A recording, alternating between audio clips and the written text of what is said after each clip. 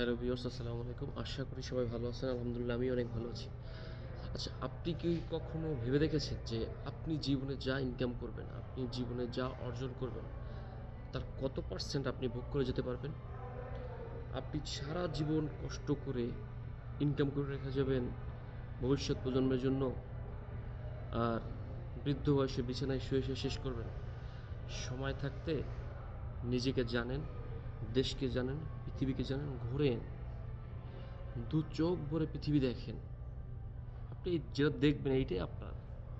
আপনি যেটা খাবেন এইটাই আপনার।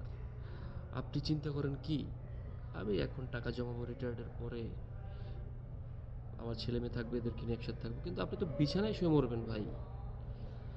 নিজের টাকা নিজে খরচ করেন।